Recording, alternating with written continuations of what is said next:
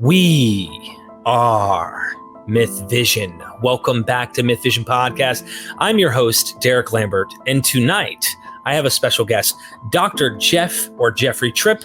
Welcome to MythVision. This is your first time. How are you? I'm good. Thanks for having me on. I'm glad you got to join me. Dr. Tripp, I know you have a extensive, not only biblical background in terms of understanding Bible studies, but you're like a mathematician. Am I mistaken here? No, I mean, my day job is teaching math at a college, and that's my background. And fortunately, I've been able to occasionally work that into my biblical studies too, either bringing sort of a different perspective on things, say math history, or being one of the people who's willing to use quantitative methods to answer a question in biblical studies. What is your background for our audience so they understand? Well, I started life as a math teacher, but I always had like feet in sort of two different ponds. So I started as an English major with a math minor. And then 2 years in, I switched and became a math major with an English minor. So the English side of it is I always wanted to study literature. Like I enjoy studying literature, I especially enjoy studying stories. So when I, in my mid-20s, started moving into biblical studies, I was always attracted to like the Gospels and Acts and Revelation. So like I like a story. I like to break down how somebody tells a story. So I've continued to teach math through the years, even when I did my doctoral work at Loyola Chicago and was working on the Gospel of John. I was still teaching math all that time and boring my readers of my dissertation with, occasional little sections in there about, p-values and what the likelihood of something would be. And then, so I'm fortunate in that, like with biblical studies, for a lot of the questions that you work on, what you need is a good library. Like that's what you need to do your research. Unless you're doing something like text criticism or any sort of archaeological work where you actually need to go out into the field, a lot of what I need is just access to a lot of information. And teaching math at a college, then I have that access. So my poor librarians know me that they're just as likely to get a request for some totally obscure German biblical studies book from the 1930s as they are to get a request for anything to do with math. Wow. So you have a passion here. I want everyone who's tuning in, if you like what you heard, of course, always test drive the vehicle before you buy. Go check out his academia page where he has written on this. He also has done a YouTube series. We're going to get into these videos, if you will. Sounds like BS. And you come from Rock Valley College. Obviously, yep. You said you're a math teacher. Go follow him on academia. I follow him, and anytime something new comes up, sometimes academia just refreshes stuff and like sends you an email to remind you, go read that guy you're following or that girl you're following or whoever that. Also, he has a book he's written, direct internal quotation in the Gospel of John. Can you tell us briefly about this book that cost an arm and a leg? Yeah, the direct internal quotation. So John has this weird tick when he tells a story. He likes to quote, like the narrator will quote something that somebody already said, or a character will quote something that the character already said directly. He does it like 60 times. The closest any other text comes is Acts at 28. And if you look at like the Synoptic Gospels, they do it like maybe 10 times. So it's not that common in other literature. Revelation does it once. So it's not a common tick to have. It's a weird feature of John that I wanted to look at. So I looked at it in a few sort of settings. I looked at it through the lens of paraphrase, which was an exercise that students in Greek education in the first century would have had to practice. And essentially it demonstrates that when John has these quotations, they're almost never accurate. There's a couple in there that are like 2 words. So Jesus says, I am in one verse, and then the narrator quotes him as saying, I am in the next verse. Well, okay, swell, that's 2 words. But of the 60, like almost, all but 3 or 4 of them are paraphrases of what actually was narrated. And this includes when Jesus quotes himself. He doesn't quote himself exactly.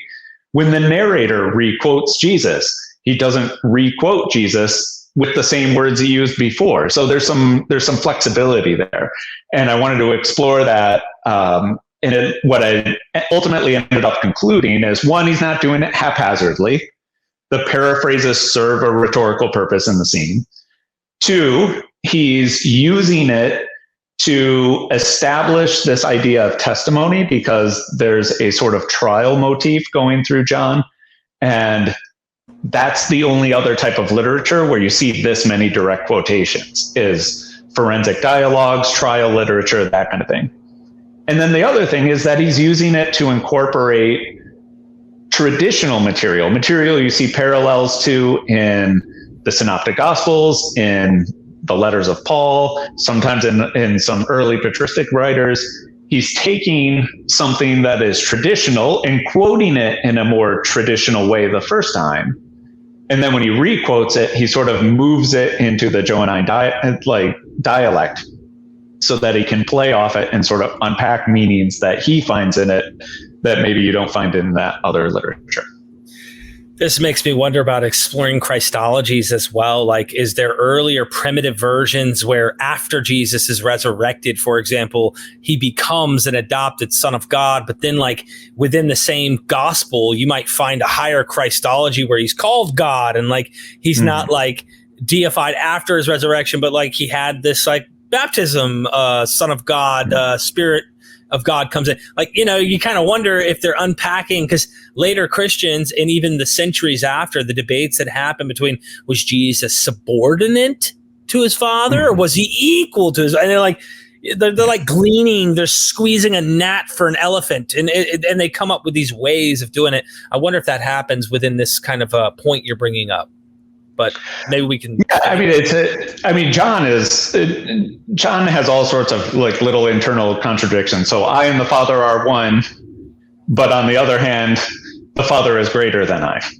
So he plays it, but it's weird. The theme that he actually plays with the most is issues of like eschatology.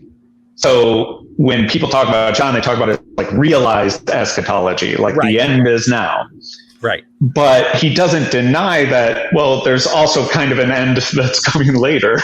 and he uses these quotations to play off of those different senses, the ways you could understand a single phrase. So there's a whole cluster of them in John 16 where the disciples are sort of fumbling over this statement. He's like, well, in a little while you won't see me, but then a little while longer and you will see me.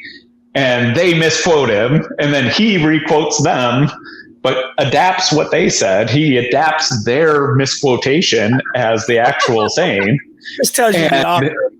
Yeah, so he's just playing off it, because in my way of understanding John, he has this sort of inclusive interpretation technique. So if you're like, well, do you mean that the end is coming now, or do you mean the end is coming in the distant future? He'd be like, yes. Yeah. Yeah, I knew you were going to do that. I knew you were going to be like, yes. Yes. So he wants you to understand that. So he reiterates these sayings in different ways, and in different contexts, to sort of underline that point that like you totally have a valid thing. Where Jesus, but I also have a valid. You remember when Jesus is like, hey,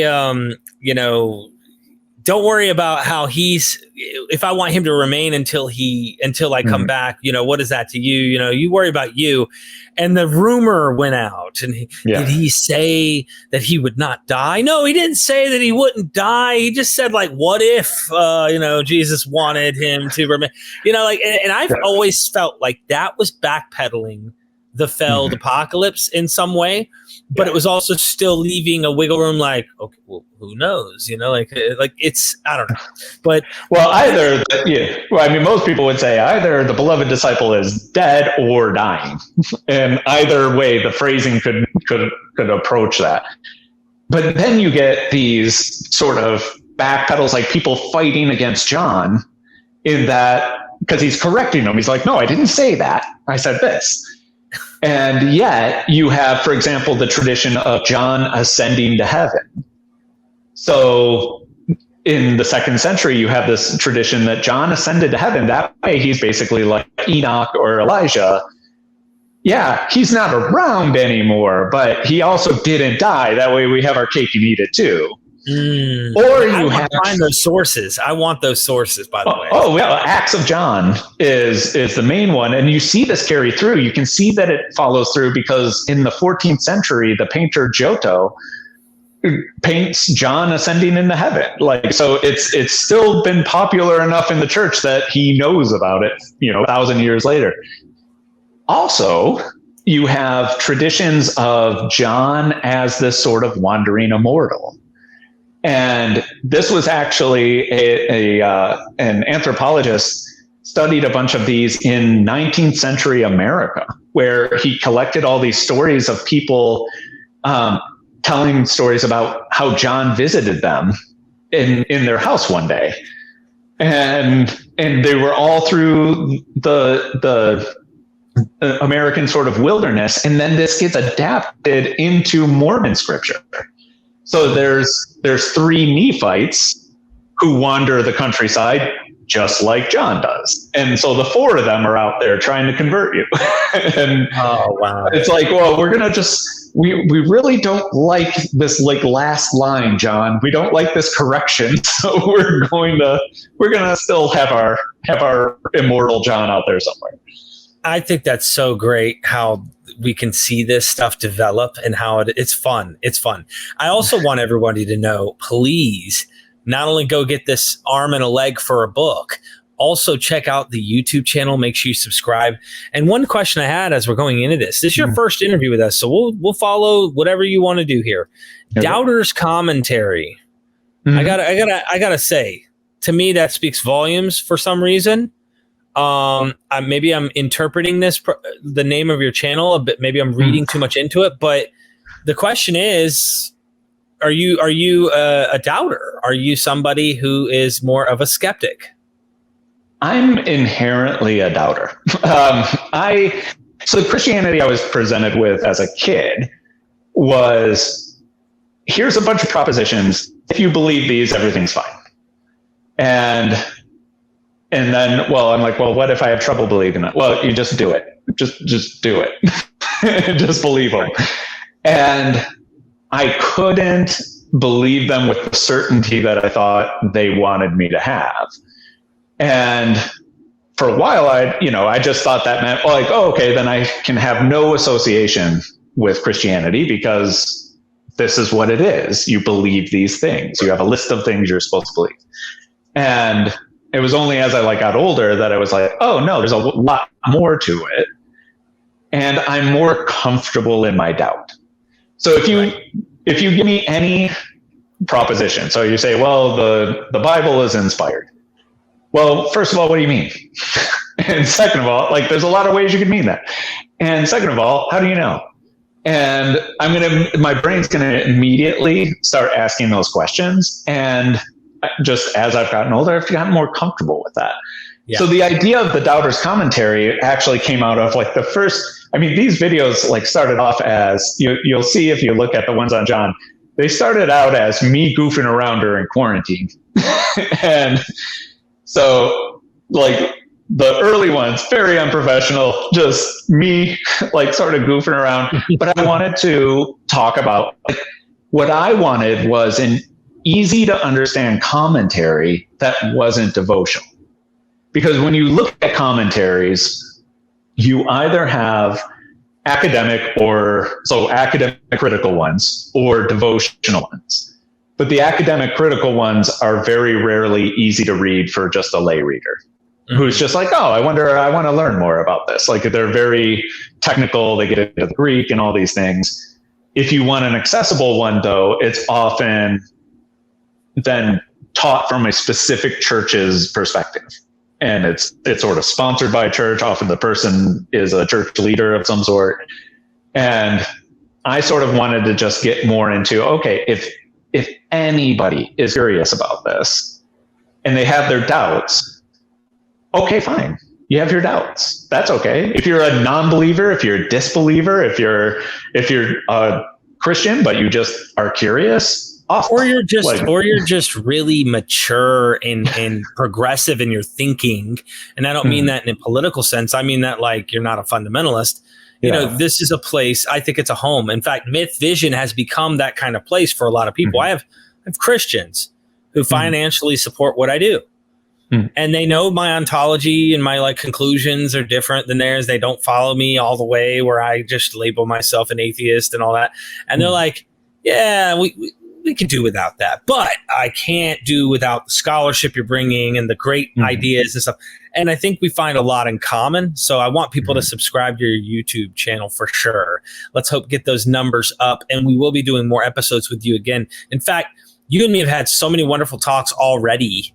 We haven't even recorded. I'm like, there's too much. We have so much we could talk about to get into. So I figure we get into this presentation today and let everybody get an idea of something to do with biblical numbers. And all I know is I regret I did not get any caffeine in before we started. But if you're watching, I hope this isn't too over our heads.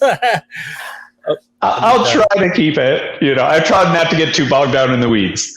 So the first thing I want to talk about is, and here's my little plug for our upcoming volume. And the reason I really want to plug it is it's a festschrift. And I don't know that people outside of biblical studies have festschrifts, but it's a book in honor of Edmondo Lupieri. So Cambry Pardee and I edited it. For both of us, he's our Dr. Fodder.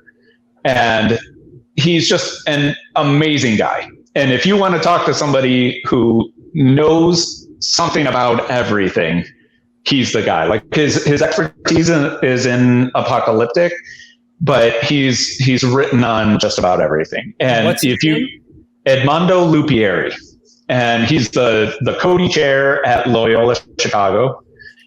And you have to send me that when we're done. Yeah, he's somebody you can have a conversation with, and he'll just come up with the craziest. He'll be like, well, in this 8th century text, it also talks about this. And you're like, okay, I had no idea. That was completely out of my, some weird Syriac text that I've never heard of and the details of. But, so much of this, like the little details that I throw into my work come out of working with him and just his excitement he just always wants to learn more. So he always encouraged me, if you have a footnote you want to put in about immortal John wandering the countryside, then you should put that in because people will like that. People, or at least I would like it. So yeah, we wrote this, we edited this, and I contributed a chapter in honor of Edmondo. And so it's a great collection of a lot of international people. We have chapters in German, in Italian, and French.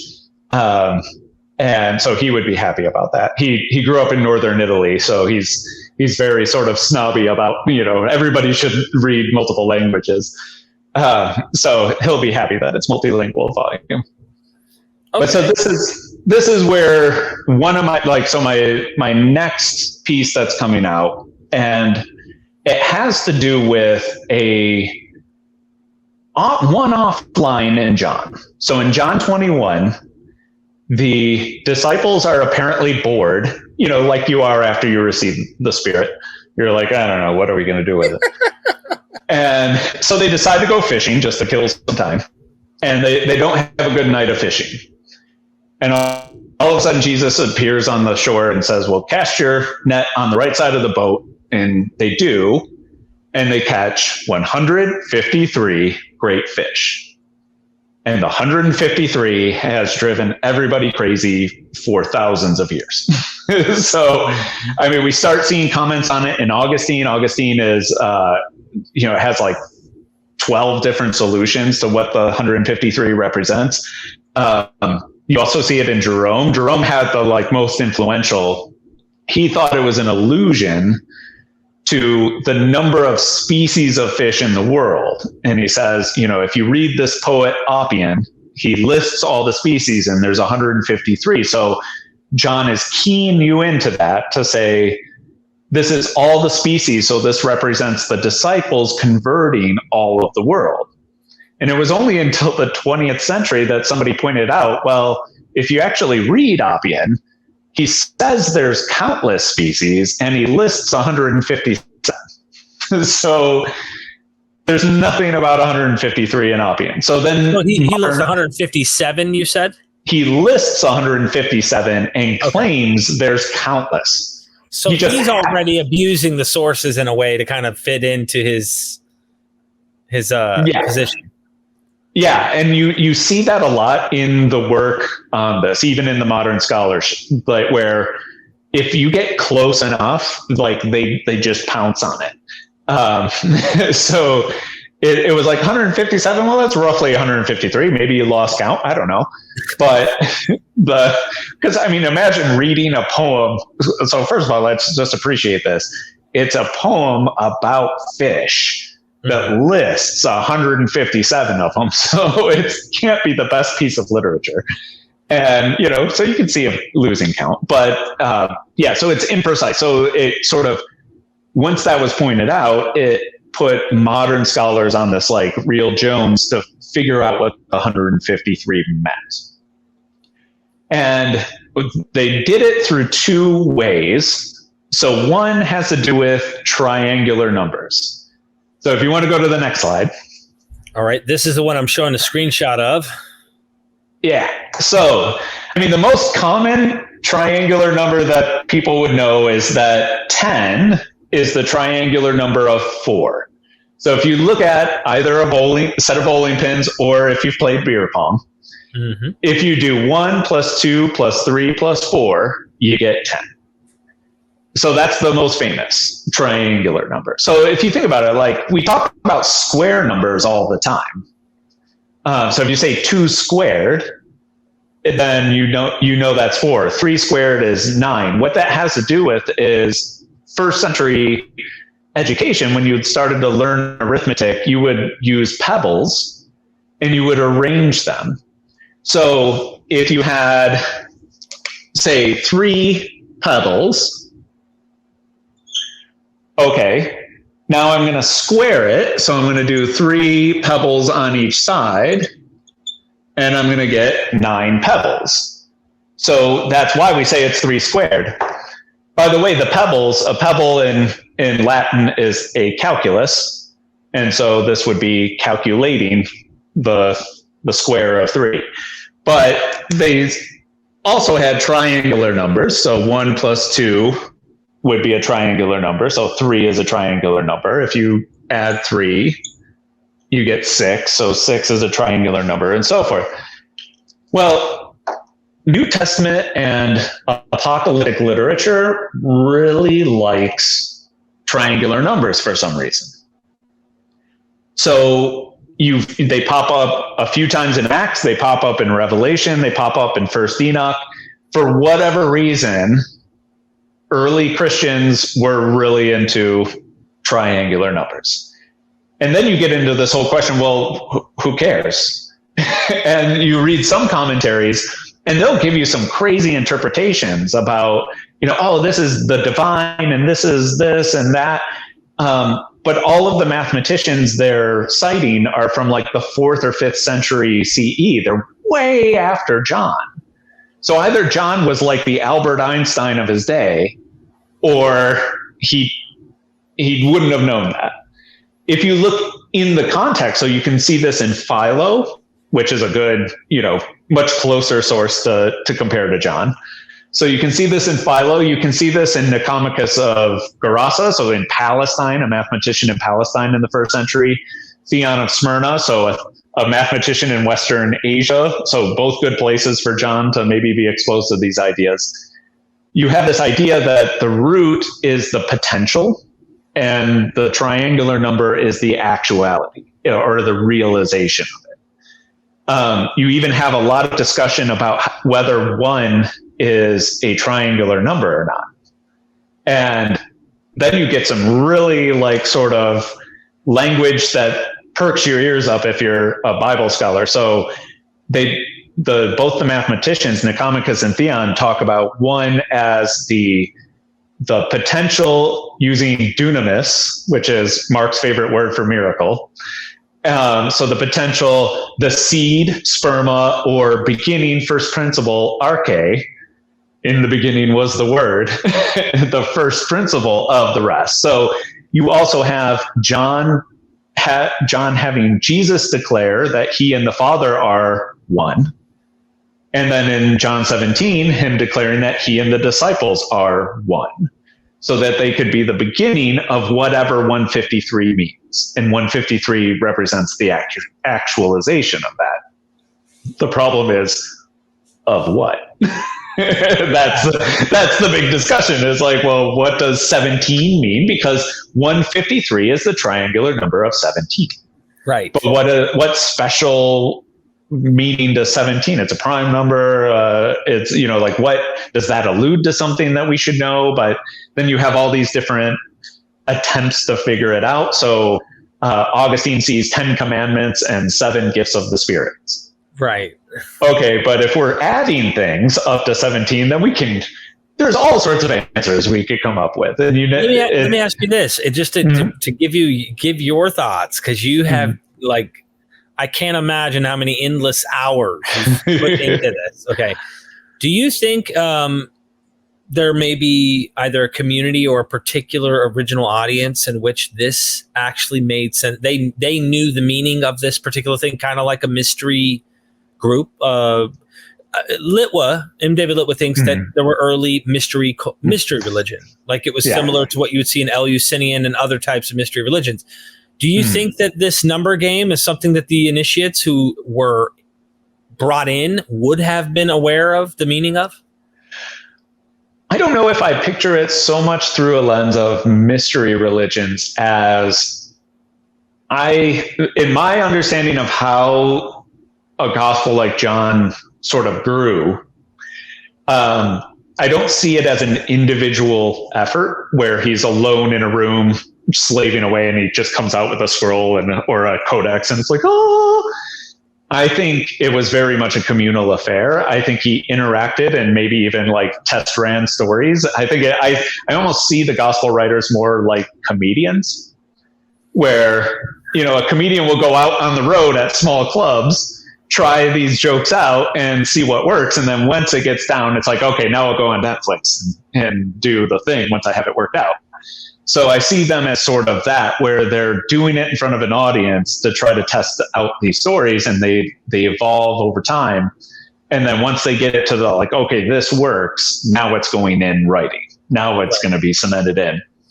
So what I see in something like the 153, where we're like, we don't know what it is, it's entirely possible that early on it was like, well, but John told us the other night, or whoever the author was, like he was explaining what the one we asked, and he was like, oh, 17 connects to this and 153 connects to that. And you could unpack it because it was always sort of done in an oral situation, a communal situation. Whereas the sort of image of silently reading the thing alone on your own was, I think, a much rarer occurrence in the first century. So it could just be that John could share whatever understanding he had with his audience. And then read the chapter and everybody understood it. Yeah. Yeah. Okay. And he could have gotten it, though. I mean, like, if you're looking at where this is very much centered, it is in the Eastern Mediterranean, where you see it either down in Alexandria or you see it in Asia Minor. And both of those resonate with John because traditionally the gospel was written in Asia Minor. And there are a lot of sort of Alexandrian themes, especially in the prologue, that resonate with, say, Philo's writings, that look like he's been at least exposed to that kind of thought. So it could have I'm open to the idea that has a much deeper meaning. Where I get weary and where I get sort of critical in this chapter is we then need to have criteria that could falsify an answer. So if we have some answer, we need to have to run it through a ringer to see, like, does this pass through all these things so that we should consider it? And that's not what I see a lot. So this is it. I end up finding around 60 different solutions that says this is what the 153 refers to. And it's like, that's too many. With 60 is too many. So we need to now start working on how do we start cutting them out? How do we start ruling out certain answers so that we can focus on the ones that have a decent shot? Okay. Awesome. All right, I'll bring on the next one. Yeah, bring on the next one, because the other thing that people look to is gematria. And so here's my little math lesson for this part. In the ancient world, we have a separate set of symbols for numbers than we have for an alphabet. They didn't in the first century. So if you wanted to record numbers, and this really comes out of business and just making recordings, or the military, if you want to record how many soldiers showed up, you have alpha would represent 1. And sometimes what you would see is it overstruck. So you would see a line over it so that you would know this represents a number, not the letter alpha.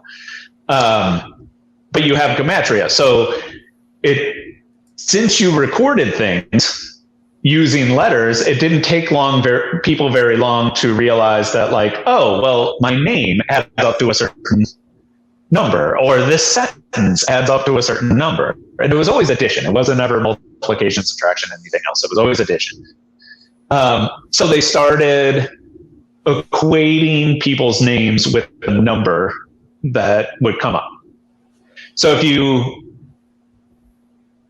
if you think about, like, well, why would you do that? And there's basically 3 reasons. So if you go to the next slide, one reason is I don't want to state the name outright. So these are graffiti that were found in Pompeii, which were, unfortunately for the Pompeians, but fortunately for us. So we can actually just see the graffiti. And they're saying, like, I love her whose number is 545, or the number of her honorable name is 45. So I want to say it. I want to point to the person I'm infatuated with, but I also don't want to write her name on a wall, because Pompeian graffiti is just as vulgar as our graffiti.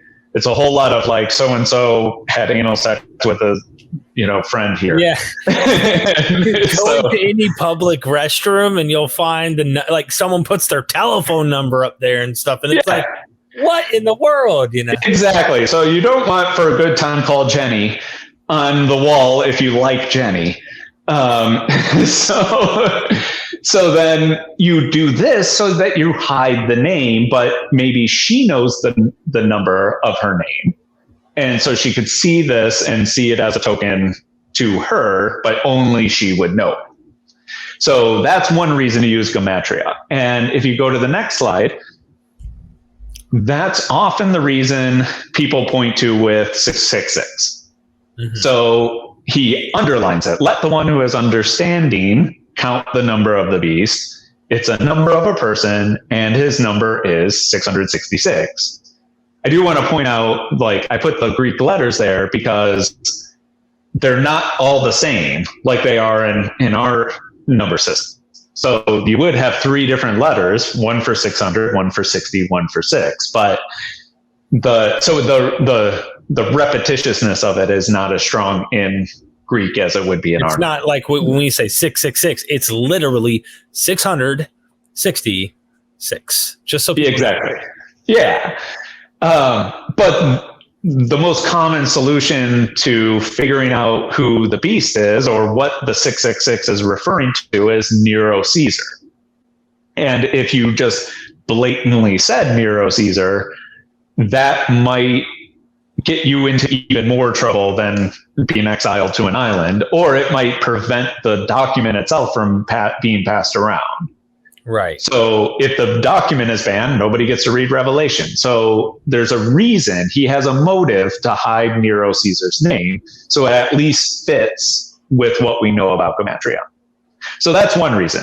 We have to hide a name. Second reason is providence. So if you go to the next slide, there's a prophecy from Lucian in the 2nd century in Alexander or the False Prophet. And so he basically spells it out. He's talking about this prophet. By the way, in the story, Alexander is spreading this prophecy around because he knows he fulfills it.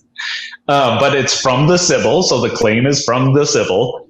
And it says after the foremost unit, which would point you to alpha, and 3 times 10, lambda, he will show forth 5 more units, epsilon, besides, and a score told 3 times over. So you end up getting the first 4 letters of his name listed out. Then the last line actually starts with his name inverted. So you have Andros Alexateros, Andros Alexander. And so it's pointing you, it's sort of saying like, we have this prophecy that predicted Alexander would be this prophet that would show up, and he'll be amazing. He'll be in Sinope and it'll be great. And the thing is, though, Lucian is poking fun at Alexander the whole time.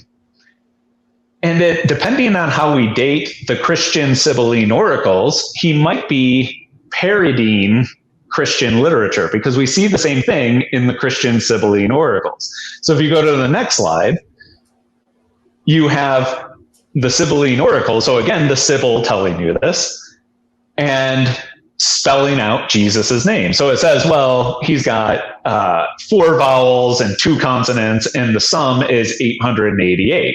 Well, Jesus has 4 vowels, 2 consonants, and the sum is 888. Right. So it's possible, because Lucian does know about Christianity, and he writes derisively about Christians. So it might be in coming up with his false prophet, he's parodying the Sibylline oracles in this sort of prophecy. But even if it is parody, it's pointing to the fact that this is how Gematria might be used. So you say, well, it's almost embedded in his name. The numbers tell you who is going to be this person. He's saying in here that Jesus is a false prophet. I think, no, well, his character is Alexander. Okay. I think he's teasing, he's using elements of Christianity. Right. Because he doesn't like Christianity. So he's using elements of Christianity to craft his character of the false prophet.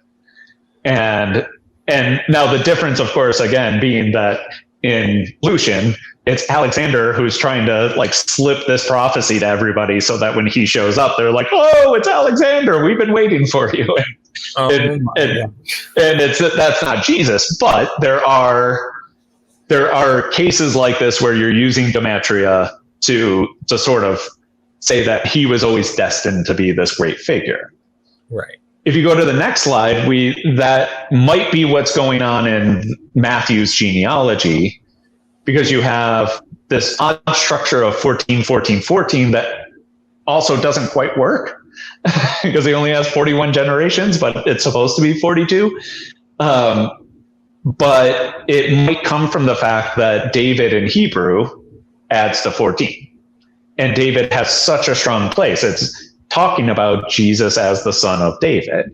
And then you have all the generations from Abraham to David, 14.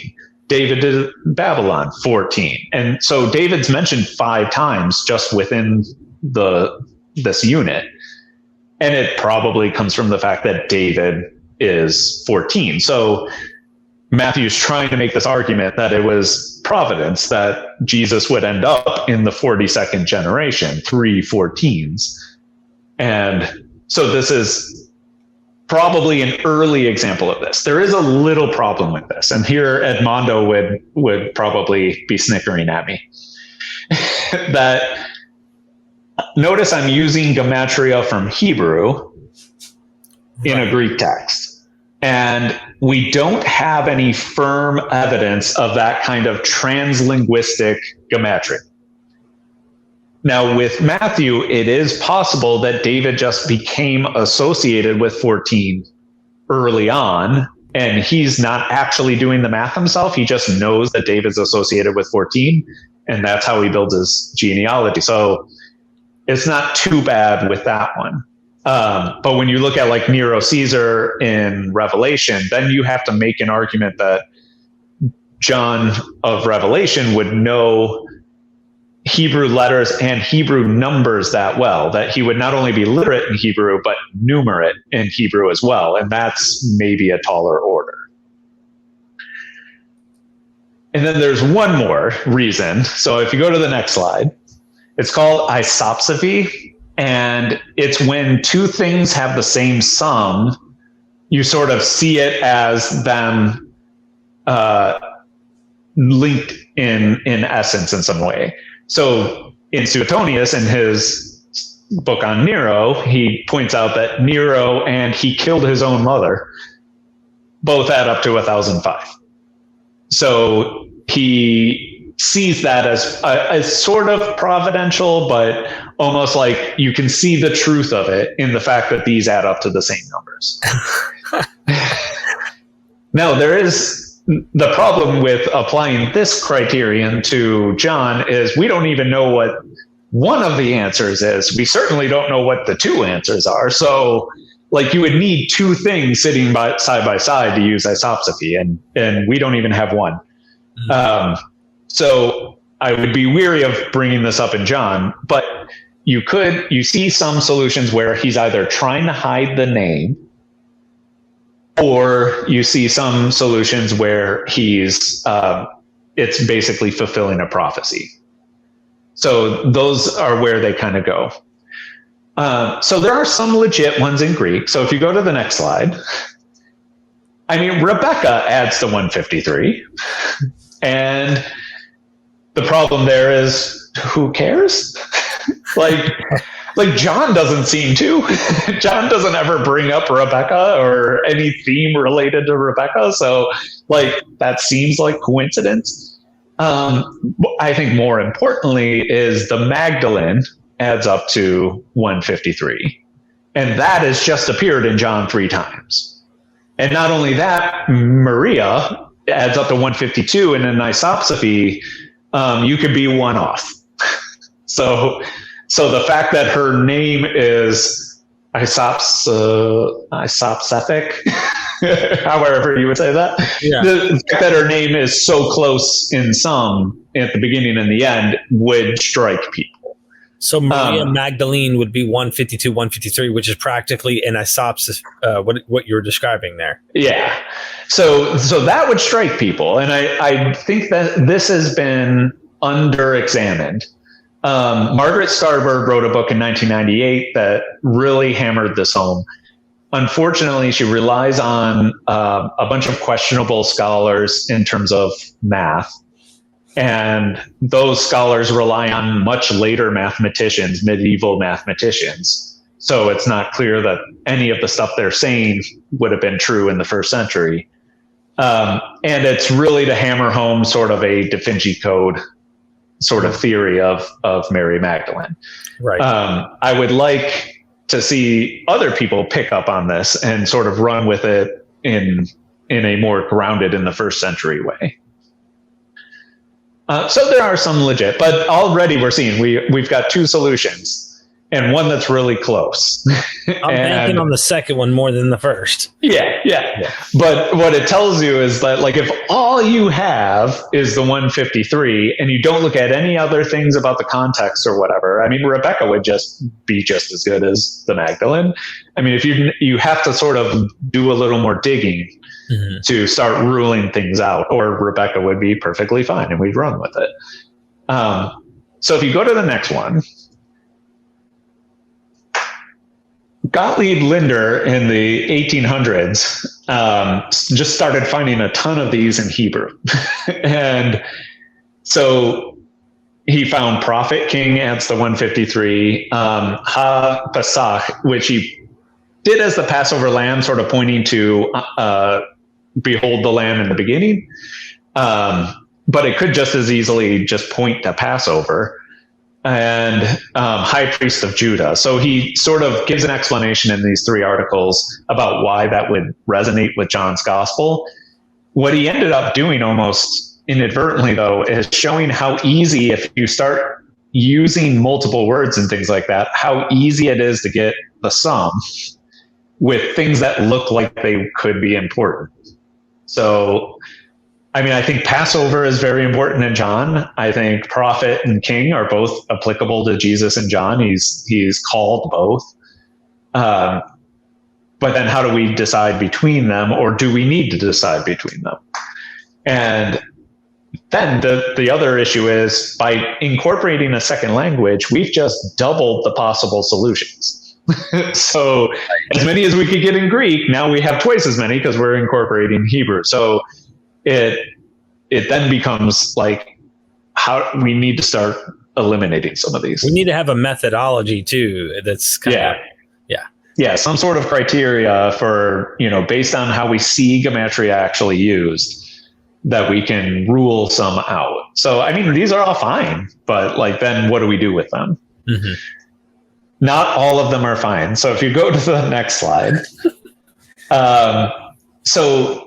Oakman wanted to find, and this is a pretty recent article, he wanted to find something like in Revelation, he wanted to find Nero. So he looks at 153 in Hebrew digits. So that's what that is on the first line. And he looks at them as initials in Hebrew, but initials in Hebrew that are transliterated from either Greek or Latin. So now we're in initials. So if you have initials, oh my gosh, you're all over the place. You've just multiplied your number of solutions by 5. And you're taking them from transliterations from 2 other languages. So you know how they call it parallelomania when people are looking for parallels? Okay. There's got to be another mania type of term that is utilized for this. Gematramania. Gematramania. It has to be. You could do this endlessly. We might even do it in English now and find out, holy smokes, prophetically. Anyway. I don't know. I haven't read the Bible code that closely, but I'm sure at some point. But yeah, so if you start doing this, you're just multiplying the number of solutions you have by so many times, and you're just And this is 5 years old, so it's not like it's 1940 or 1898. So it tells you how much a taste for these sorts of solutions people have. And yet how far they can kind of stretch it. We don't have any precedent for this kind of gematria. We have nothing that points to this as a thing that people did. If you go to the next one, sometimes, and what's fascinating here is these 3 people all write where you want to add 1, and none of them cites each other. So as far as I know, none of them know each other. None of them know Cardwell, who was the first one, but they all try to add 1. So Cardwell at least justifies it. Cardwell points out that Jesus is cooking a fish on the beach. So there aren't 153 fish, there are 154. So he thinks you should be looking for 154. And the 1 extra fish is alpha. So it's okay, so we're adding an alpha. What are we getting? Now, he also, what I admire about Cardwell is he offers day as Hemera as his solution, but he also admits that this is problematic. Because he's well, you do see this as a Christological title in the patristic age. So starting with Justin, getting into Clement of Alexandria, even in Eusebius. But he's you don't ever see it in John, and you don't ever see it in the 1st century. So he admits this is problematic, but he offers this idea that, well, there are actually 154 fish present. Should we consider whether the 1 at the end that Jesus is already cooking, does that count? When you look at Michael Parsons, he focuses on the fact that one of the nomen sacrum of Jesus, a holy name of Jesus, like way they wrote it in manuscripts, would be like this. So just the Yoda and the Eta. And then to highlight that it was a nomen sacrum, they would put a line over it. The problem is that's also how you would write the number 18, because you would put Yoda, Eta, and then you would put a line over it. So Parsons points out that in Luke 13, there's a story about 18 men getting killed. And in both, whenever it says Jesus and when it says 18, you just have IH. You have Yoda, Eta with a line over it. It looks identical. So Barnabas picks up on this. And when he's interpreting the 318 men in Genesis 14, he says the 18 refers to Jesus, and the 300 is the letter tau, which is the shape of the cross. So Barnabas also notices, like associates Jesus with the number 18. So what Parsons' solution is that 17, the triangular root of 153, is one below that. So it's important to him that it's not 18, that it's one less, so that it's just below. Like, you haven't reached, the disciples are not at the level of Jesus. They're below Jesus, but just below him. If this is the case, I mean, I just want to throw this out there. This is some wild numeric word play. And like, we're so far removed from this context and this insider type of language that the authors really were trying to get at. Wow. I'm not going to rule it out. I can't say this isn't true. I'm just saying, like, it's really complex. And it's like Christians really don't know what they're reading. No one really knows what they're reading, to be honest with you. You get what I'm trying to say? Like, the problem is, like, the problem I see is take that complexity that you're talking about and now go through it and highlight all the parts that come from John.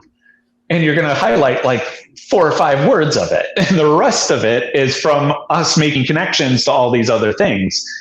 It becomes too like, much. What can we justify from John? Not from, okay, well, if it's this and this and that and this, what can we actually justify from John? And as just one more, and just to highlight anachronism. So Tovar, in a Spanish article, says he actually, I like him because he actually reads the word as it's written, which is spelled out. It's not written in digits. So it's hekaton, pentagonta, trion.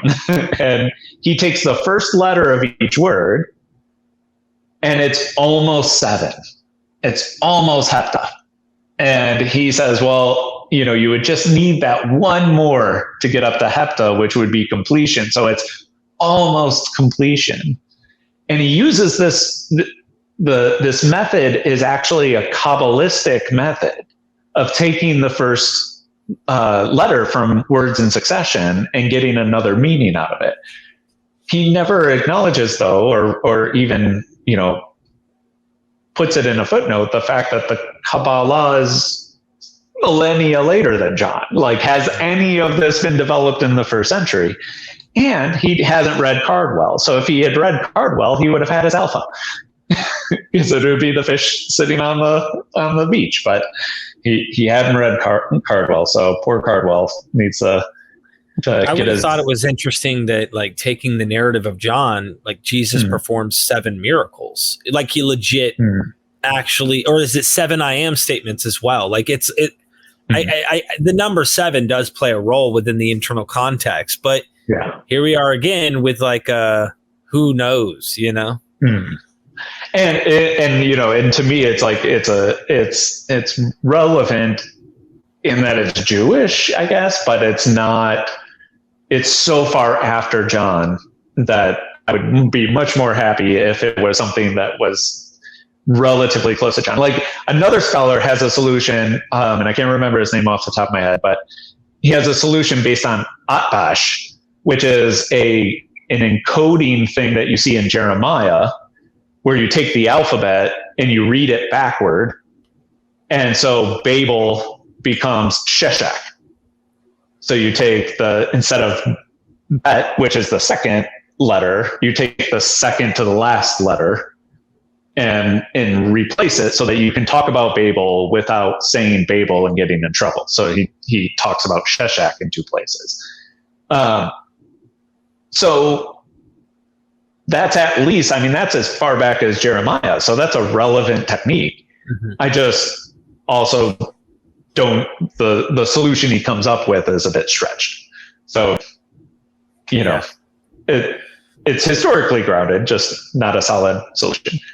Now, if you go to the next one, I have to say the one that has, because after being so negative about all this, I have to give props to one that gets the best support, and it probably has the most scholars in support of it. In that there's a prophecy in Ezekiel 47 that really resonates with John 21, and it talks about, people will stand fishing beside the sea from En-Gedi to En-Eglaim, these springs. It will be a place for the spreading of nets. Its fish will be of a great many kinds, like the fish of the great sea. So obviously a thematic similarity to what's going on in John 21. And John also alludes to Ezekiel 47 earlier in John 7. So if he's already alluded to Ezekiel 47, he could be doing it again here. So now we're starting to ground it in, this is literature that's actually available to him. It resonates with themes that he's already brought out about living water flowing from the temple and things like this. And the two springs add up to very familiar numbers. So Gedi adds up to 17, and Eglaim adds up to 153. So if he were literate in Hebrew and numerate in Hebrew, then he may have noticed that important resonance of 17 and 153 in the prophecy. And then it would fit into that idea of that second use of gematria, that it's prophetic, it's providential. It's once you notice these sort of numerical links, it tells you exactly how this is a true fulfillment of the prophecy. So he may have put the 153 there as with men fishing in nets and things like that. And you can, if you're willing to go later, if you go into like the Tosefta and things like that, it literally gets tied to the Sea of Tiberias. So sort of transliterated into Aramaic letters, but the Sea of Tiberias instead of the Sea of Galilee, which John calls Galilee the Sea of Tiberias at the beginning of John 21. So there's all these like thematic resonances with Ezekiel 47. So it could be just him using this as almost an illusion to remind you of Ezekiel 47 and to highlight that this is the fulfillment of Ezekiel 47.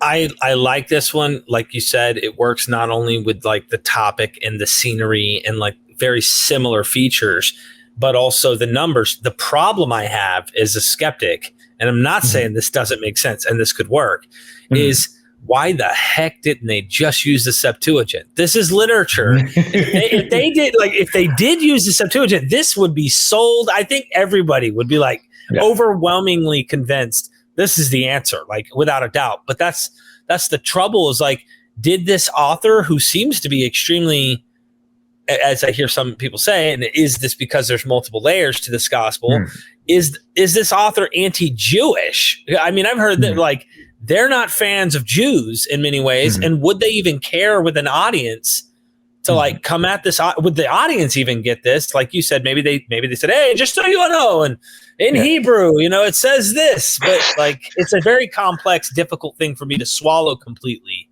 Well, and it also raises another issue that, so one, the Septuagint, and a guy named Peter Ackroyd tried to fix that and find spellings of En-Gedi and En-Eglaim in Greek that would add to 153. So they don't individually do it, But if you add them together, like one's 33 and one's 120, the problem there is the two spellings he uses never appear in the same manuscript of the Septuagint. So it's again stretching. It's like, oh, okay, well, you know, if I take this one from over here and this one over from here.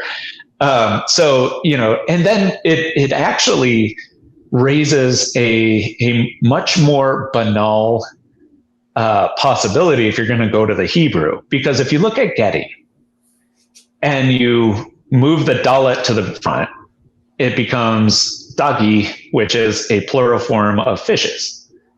And there's also the word that Ezekiel uses in context as a singular feminine form for the multitude of fishes.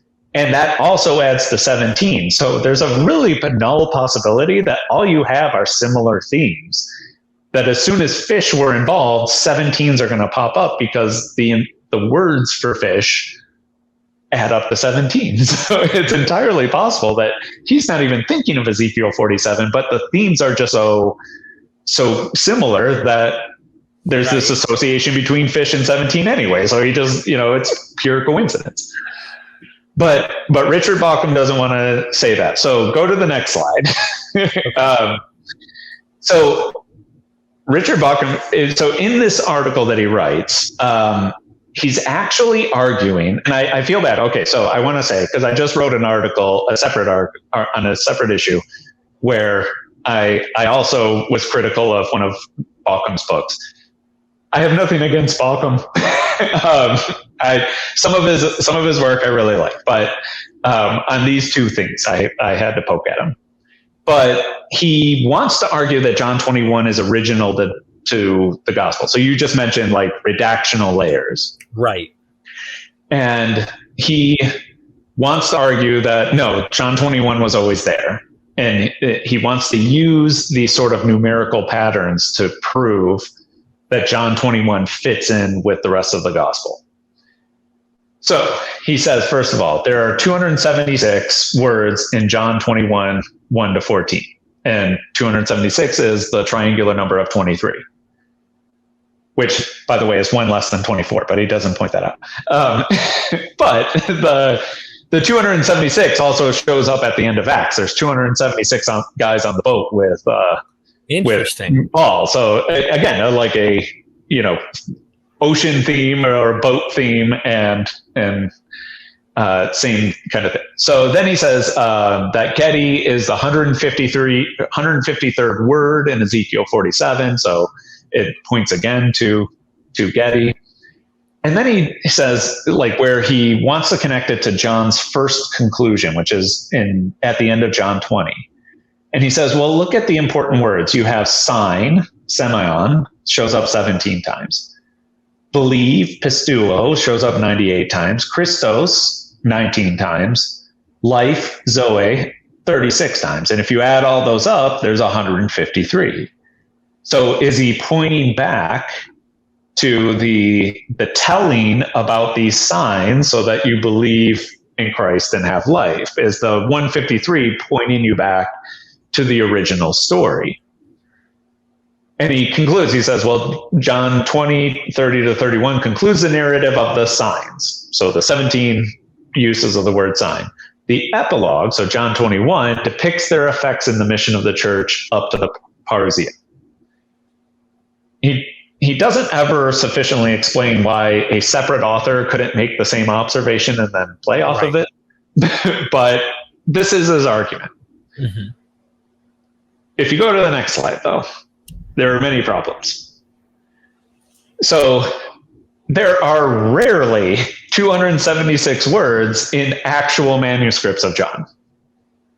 There are 276 words in NA 27, the critical edition of John that he was using. But if you go to the earliest manuscripts of John 21, sometimes there's 278, sometimes there's 284. It depends on what the variants are in that manuscript. So we don't see any control. Like if 276 words was important, you would think that the variants would be controlled in some way so that we always have 276 words. we actually only have one manuscript with 276 words. And it's because it actually cuts 2 words out by saying, instead of spelling out 153, it just gives the digits. So it just gives the rho, nun, gamma, and it eliminates 2 words. So it's got 276 words, but that's the one manuscript. So I have an issue there. Like, he's trying to highlight that triangular numbers are important, but stretching. He says that Getty is the 153rd word in Ezekiel 47, and do we care in the first century? Because is he like, well, 1,600 years from now, this French guy's going to add chapters in here, and this will be the 153rd word. This is kind of Bible code-ish. I'm not going to lie. Yeah. Like, it's a very sophisticated way of doing it, not sounding as ridiculous. Like, skip every 29th letter and you're going to find the Twin Towers. But this is a form of it, and I get it because he's trying to stay within the milieu and sound like he's within the thing, but it does sound Bible code-ish. And I'm not saying Jews didn't do Bible code-ish stuff because they were Pesher and they were doing this and that.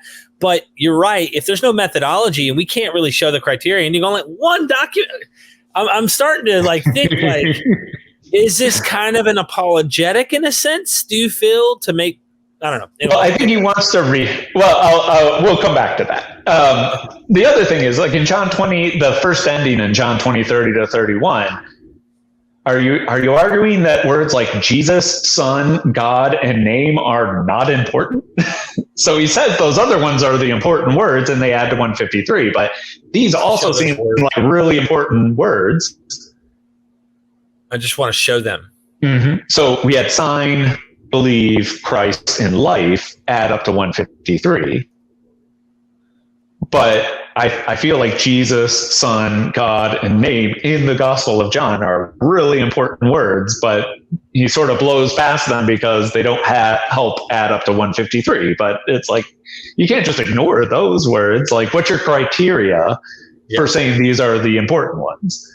And then textual variants, like throw off the counts of those words too. So like even the words he does use, like believe, there's one variant where it's like, so you will know and understand, instead of so you will know and believe. Well, if you had know and understand, then you wouldn't get 153 out of it. So, and it's almost like, I don't mind that there are variants. It's that, like, if this is what was going on and anybody knew about it early on, then wouldn't you see control of those variants? Wouldn't you see people, well, like, you can't mess up the believes, man. There's got to be 98 of them. But you don't see that. No, I did want to point out. They lose it or something, like they lost the true meaning. And then it's like, oh, okay, well, okay. So I will say, you said, well, no, actually go back. I will say you said about like a possibly apologetic. I mean, his argument is that it's all one author. And I think that is important to some people. So looking at some people's reaction to, say, lately von Walde, but back to Bultmann and earlier German scholarship saying that there were multiple layers of John. Some of the reaction is like, but I don't like that you have just 3 random guys contributing to this text that I really adore. And I want one author so that I can say he was inspired, not 3 different random guys were inspired. Right. So I do think there is an apologetic, not so much for Jesus, but more for their text, their understand. Yeah, like they want to revere the text, and so it makes you more comfortable if one person wrote it, right? If everybody's in the canon. But I will say, okay, so this comes out of a previous conversation we had. Go back one. Because you mentioned 17 and 19. And so I wondered if you would think that was interesting, that Semyon is 17 times and Christos is 19 times. Again, ignoring textual variants. Honestly, no. At this point, I am so, numbers are starting to make me think, you can find them anywhere in any way, shape, or form. Because the context I mentioned, 17 and 19, was talking about Plutarch. Was it? Yeah, Plutarch in his On Isis and Osiris was talking about Osiris dying on the 17th day, and then he's resurrected on the 19th day. And, it's inclusively 3 days, if you will. But I'm thinking to myself, nah. At this point, it's just, numbers become, unless you have a very good, going from the context of the time that we can look at this literature and the sources, or at least some early attestation to see a good reason to do this. I mean, it's like Play-Doh. It can be anything almost. That's how it feels like to me right now. You're blowing my mind, by the way, but it's still like, what the heck is going on? I can't trust anything right now. I got to get good methodology. You've already done it like 10 times. I'm like, yeah, that one makes sense. Mary Magdalene. Hold on, that one makes sense. Nope, they don't make sense anymore, man. I don't know what to believe. And this is part of the problem. Like, there's so many solutions that if you're at all aware of all the different solutions, you're going to start getting the impression that okay, so we're just grasping at things. Mm-hmm. And that's why I feel like we need to narrow it down. And one really easy one, and one that eliminates a lot of them, surprisingly amount of them. If you go to the next one after there, is we should not be using digital arithmetic. 153 and 315 have the same decimal digits. But in Greek, there's nothing in common about them. Right. Because there's no link between 153 and 315.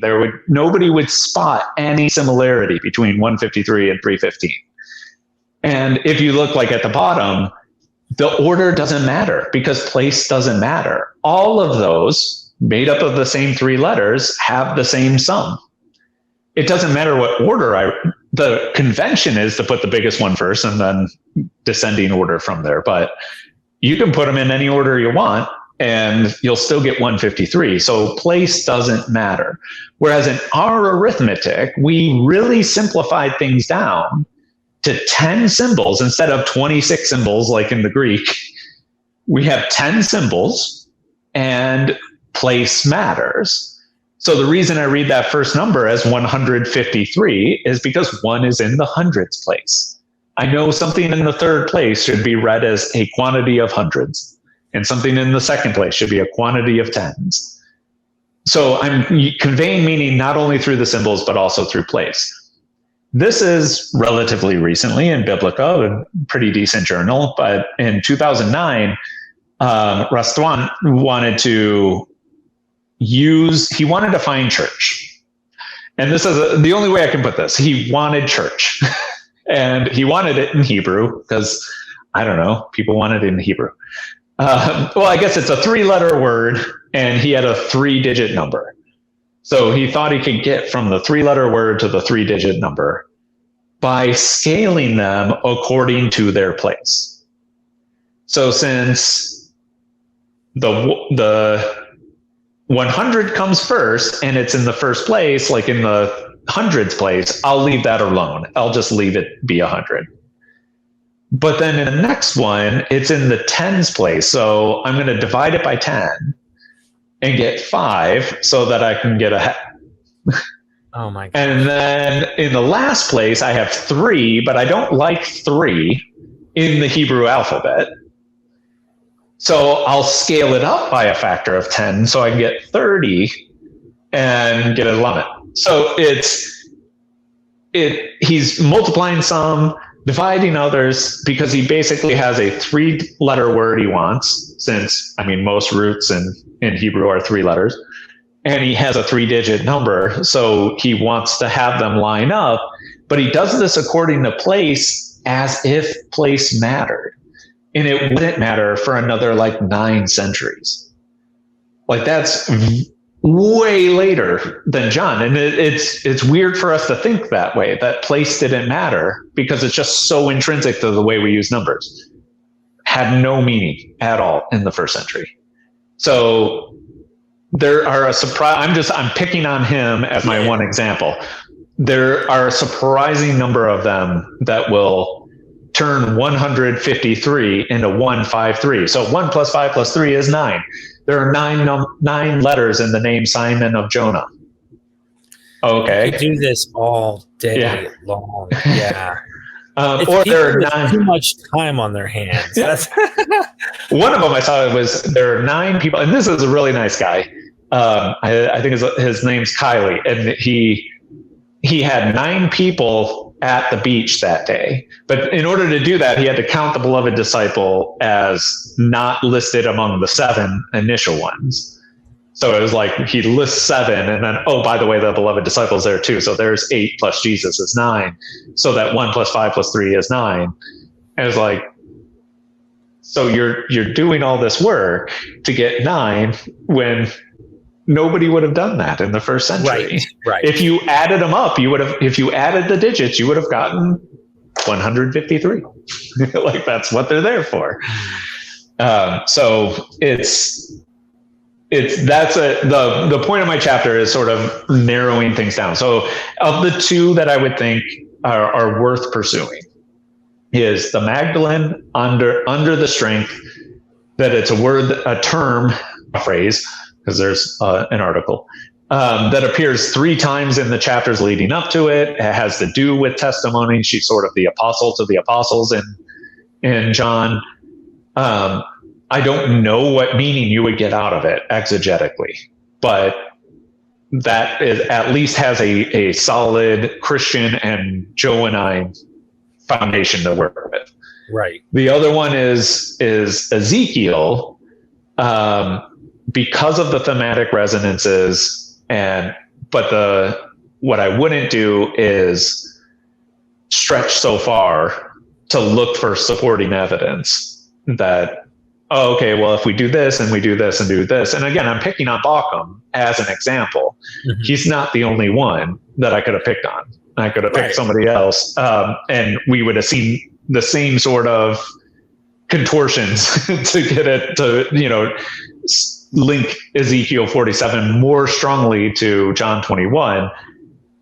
It could be just a simple illusion. And that's maybe the unsatisfying part. We want revelation, when it's like, it could just be a simple allusion to Ezekiel 47, reminding certain members of his audience that it's an illusion. And then it could just not be anything but a triangular number. One person put in a footnote, and I thought this was one of the best explanations, that it could be that he needed around 150 fish, because that would be a really big catch. And Christians really dug triangular numbers. So 153 is the closest special number to 150. You could go down to 144 is 12 squared, or, you go up to 156, I think, is a rectangular number, because there are rectangular numbers. But, it could just be the closest one. And so I'm not sure. My job in this chapter was to say, you can't just follow any path you want, and especially when your solution ends up reflecting far more of your own creativity than evidence that you find in the relevant time period and in the text. Right. Interesting. I'm following you. This is a lot. This is a lot. Do you want me to keep going? Sure. Okay. Well, the other one, the next one's about my minor agreements paper. I don't know if you have the endurance. Oh, okay. I'm sorry. Okay, so we've wrapped up on the 153. We're about an hour and 20 minutes in. We might want to continue the other one and do another episode. Okay, this is something that I wanted to bring up in light of a video I did on dying and rising gods. Dying and rising gods, let's put that to the side. A lot of people go, the category, you're kind of using Christianizing language, and there is this sense of over comparison, parallelomania, and you're kind of poo-pooing on the content of other cultures and their particular milieu and their particular focus when you do this. But I also feel like sometimes we may put over specialization on New Testament for special pleading reasons and not see a broader picture from the Greco-Roman world. And I think that there's a damned if you do and damned if you don't. But I brought up the 153 just to say, I hear that Pythagoras is into math. Okay. Did Pythagoras know that 17 was a triangular number? probably. He's a mathematician. They found numbers to be sacred to the point where I heard, and I don't know how true this is, I read somewhere that they killed someone who found numbers that weren't, what was it? You say what? Sorry, you froze. No, I lost you for a second. I'll repeat that last phrase. It's like Pythagoras knew of triangular numbers, and I've heard even in the accounts they were so sacred and so holy about numbers that some man found numbers that didn't, I can't remember what they called those numbers, but he found numbers that didn't match. So they killed him or something. Like, it was so serious. Irrational. Irrational numbers. So a rational number can be expressed as a ratio. So it's not rational in that, like, it uses rational thought or something. Right. It's a ratio of whole numbers. Right. So like 1.5 is 3/2. He basically gave a proof that, so the story is, he gave a proof that the square root of 2 is irrational. And so, which it is, but it's such a part of Pythagorean understanding that everything is the ratio of numbers, that the story, which is probably false, but the story comes up that they would execute if you even claim that, say, pi was irrational. I mean, pi is not only irrational, it's transcendent. We have a different category for pi in mathematics because it's like so irrational it hurts. But they were very much into that. Like, and they would know about triangular numbers. The problem then becomes, again, in looking for the meaning, and this is where I go back to looking at.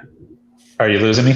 No, I said I get it. I get it. Okay. Yeah. So in looking at, going to mathematicians that are actually around the time.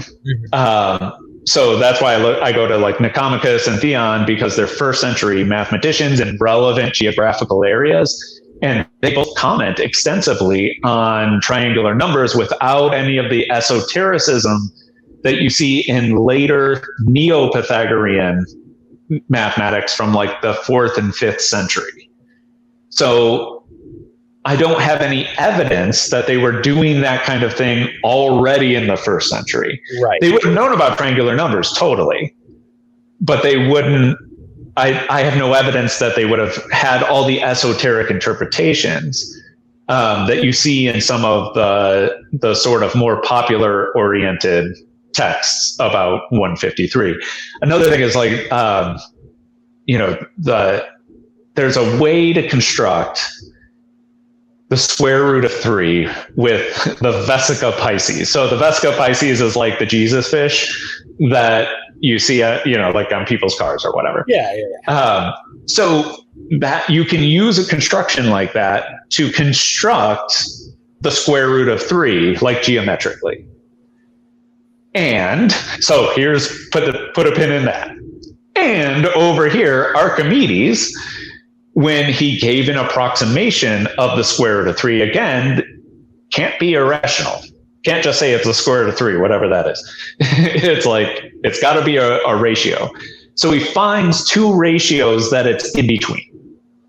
And one of those ratios is 265 to 153. So 265 to 153 is a decent approximation. He gives this other approximation and he says it's somewhere in between these. In Starbird's book, she then goes on about how the Vesica Pisces is this symbol of, divine femininity. And then, and so connecting it to the square root of 3, 153 is one of the most sacred numbers in sacred geometry. And I trusted her when I read it. I was like, oh, this is interesting. I'm going to go look all this up. And it's hard to find 153 anywhere because it's a big specific number. Right. Like the numbers you see are small. They're like under 20. If you see 153, and there's one example from a Neo-Pythagorean in like the 6th century where he squares 153 just as an example of how to square a large number. That's it. Like, he doesn't read any like big, deep meaning into it. He just uses 153, and that's 5 centuries after John. That was one of the few times I could actually find 153 in any mathematical writings. So I just want to bring up something that I think is relevant, and I get it. This could be Parallelomania, or even assuming something beyond.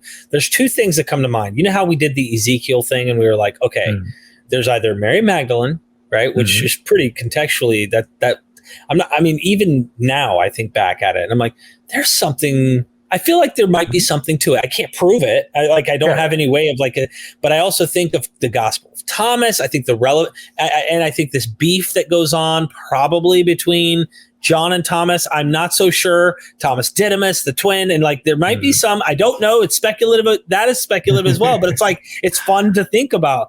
The other thing is we talked about Ezekiel, and it's here they are on the sea. They're dealing with fish. They're dealing with nets. They're dealing with this, and it's ooh, there might be something here.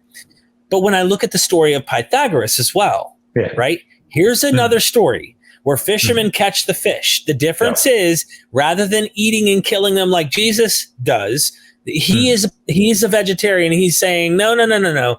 If I guess the number, will you let the fish go? So it's kind of a reversal of this thing. So there's problems right there, right? They're not identical. My question is it potentially the case that there is a general, let's scratch the narratives, right? We could play around the narratives and even probably see a possible, maybe there's something with the story. They just don't say the number. Yeah. There's no number here. But Pythagoras is so big on numbers, I figure here is a narrative and it's a significant number. Does Ezekiel play with this kind of triangular concepts, or is Pythagoras more prone to be a mathematician type or whatever? And I kind of thought maybe that would give it credence. I can't prove any of this. I'm speculating. This is what we've been doing all night.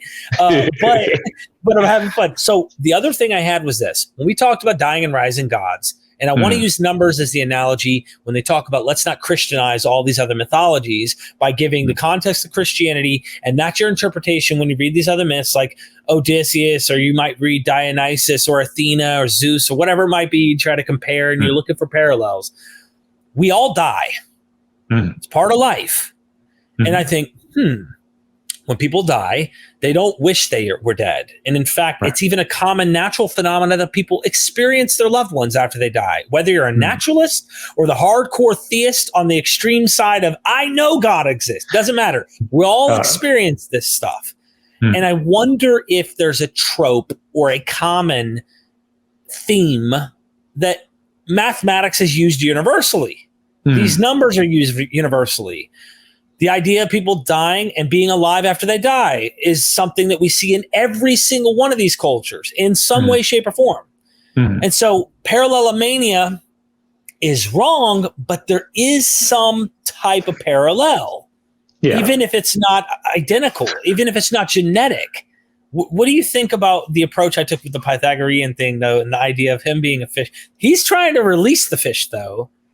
Am I making some case here? Well, the one pushback I would give is so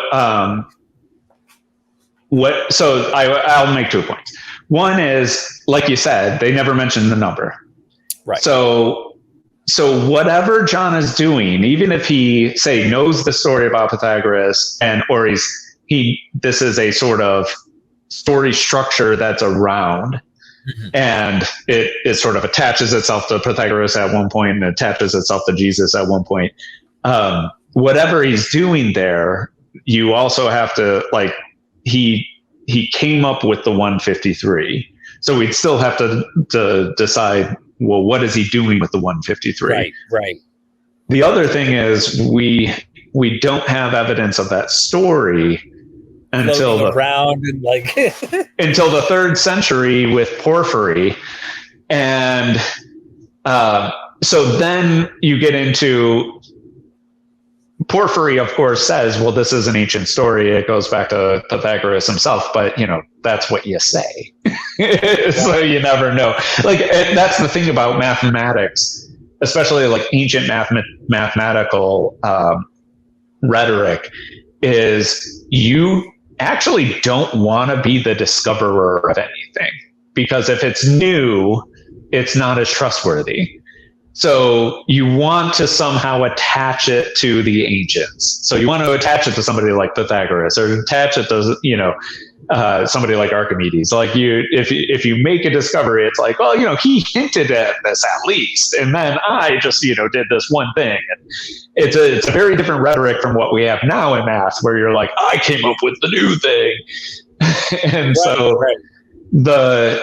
it's also, do you trust when, say, Porphyry says, well, this is a very ancient story?